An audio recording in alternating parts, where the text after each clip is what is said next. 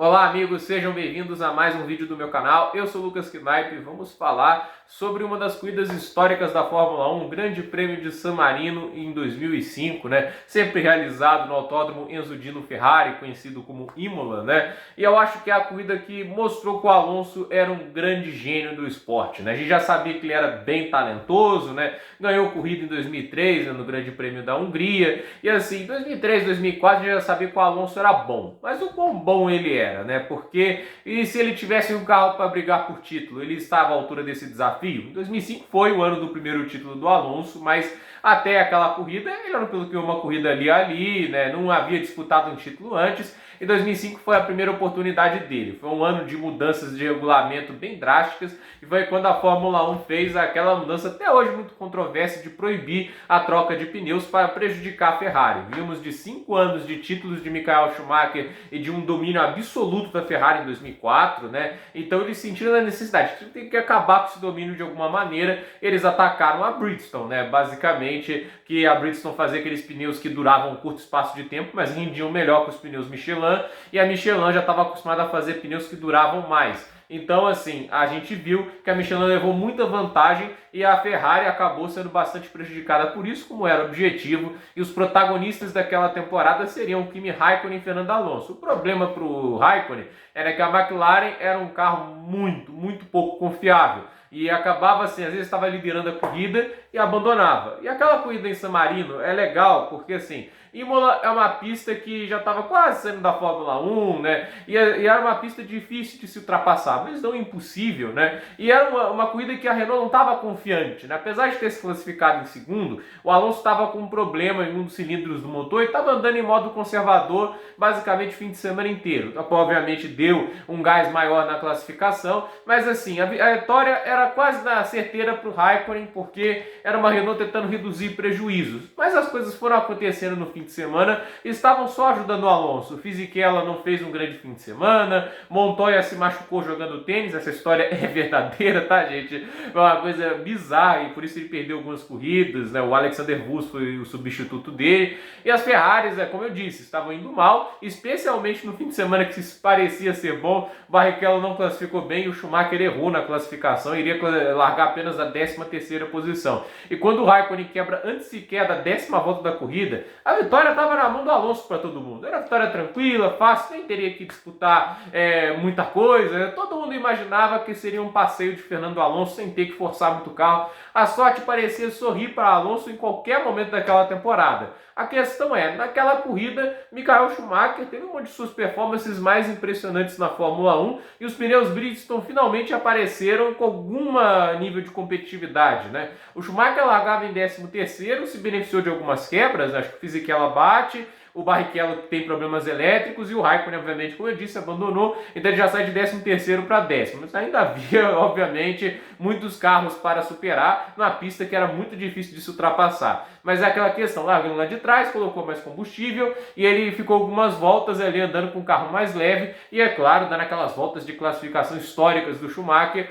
E assim, todo mundo virando a casa de um 23 alto, um 24 baixo. O Schumacher foi lá e colocou 22,2, 22,0 e assim, saiu de 10º para terceiro. Só que ele estava mais de 30 segundos do Alonso, faltando lá umas 36 voltas.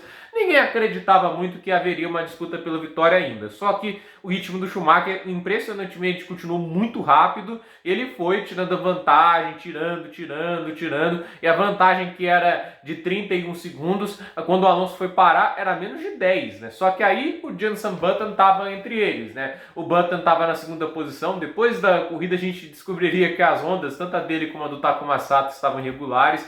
Eles acabaram desclassificados. E esse tempo que o Schumacher ficou atrás do Button foi crucial para que o alemão não superasse o Alonso quando tivesse pista livre, que tinha 7 voltas extras, né, em questão com um tanque mais vazio, né, e virando cerca de 2 segundos mais rápido, mas com o Button à frente e estava tirando menos tempo. Só que na volta 16, aí a gente vê muito do espírito do Schumacher, né? O Button cometeu um errinho, né, na hora que os carros da Williams estavam cedendo posição para ele dar a volta, né? E aí o Schumacher se aproximou muito e num ponto que não era muito de ultrapassagem, na Variante Alpha, se jogou por dentro, fez a ultrapassagem, mostrou, né? O Schumacher estava rápido, só precisava de uma janela para conseguir a ultrapassagem. E aí começou a virar 21,8, até a tensão na Renault cresceu. Será que ele volta na frente? Abasteceram o carro do Schumacher, faltando 13 voltas, e ele voltou a 2,5 segundos do Fernando Alonso. Era uma distância relativamente pequena e que em 1,5 volta o Schumacher já estava a menos de meio segundo, já atacando o Fernando Alonso.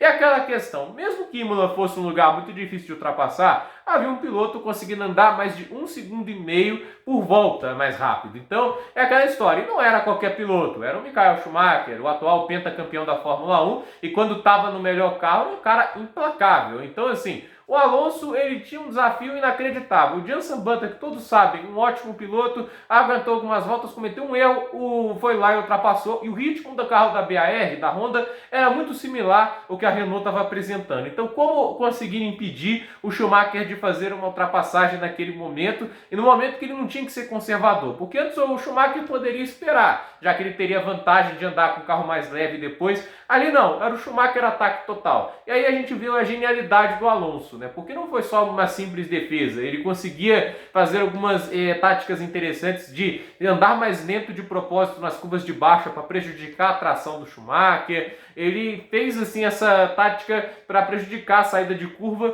e o Schumacher não conseguisse puxar no vácuo do carro da Renault. Isso é uma tática fantástica. A gente vê que nas curvas de baixo o Schumacher aproximava muito porque o Alonso tirava o pé e assim, o Schumacher não tinha como dar o pé antes, senão ele acertava a traseira do carro do Alonso. Uma tática brilhante e assim, em alguns momentos o Schumacher quase ultrapassou. Na volta, a 9 voltas do final foi a melhor chance dele, porque tem a Rivazza, né? Você tem o fim do primeiro setor, faz a Tamburello, tem aquela reta, faz uma variante, e tem a Rivazza que é um hairpin, né? Que começa assim, num ponto, aí vai subindo, né, para uma outra parte, até a Aqua Minerale.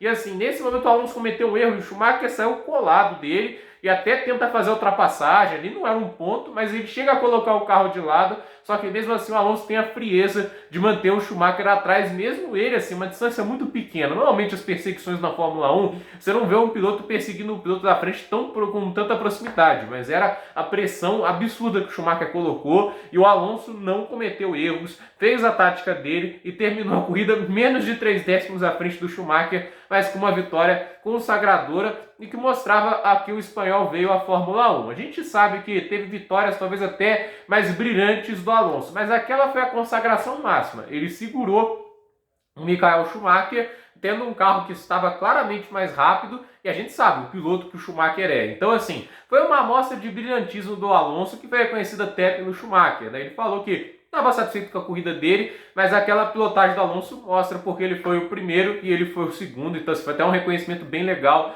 do Michael Schumacher. Então, assim, foi uma corrida que muita gente guarda bastante na memória porque foi uma amostra do quanto o Alonso é um piloto habilidosíssimo na hora de se defender, que a gente viu ele fazendo com o Hamilton em 2021 na Hungria, né? Ele já havia mostrado antes. Então, assim, essa é uma coisa que eu queria trazer, né, no túnel do tempo, lembra que o Sport TV fazia isso, né, reprisava algumas corridas, que eu acho que ela foi, assim, espetacular para os dois pilotos, porque o Schumacher sai de 13º para segundo, né, consegue tirar tanto tempo, né, naquele espaço de voltas, mesmo que o carro estivesse mais rápido, ainda surpreende a velocidade que ele tirava, a constância das voltas dele, mesmo com um tanque mais pesado, virando na casa de 22,5, 22,4, que era insano. E assim, a gente tem, é claro, o Fernando Alonso, que superou todas as adversidades ali da questão do motor estar com seus problemas para conseguir uma vitória categórica. Então, é uma vitória para mim que mostrou quem era Fernando Alonso naquele mundo da Fórmula 1. Ganhou as primeiras corridas tranquilas, não era uma corrida que se exigiu muito dele, mas quando se exigiu, ele mostrou um piloto frio e um piloto assim extremamente brilhante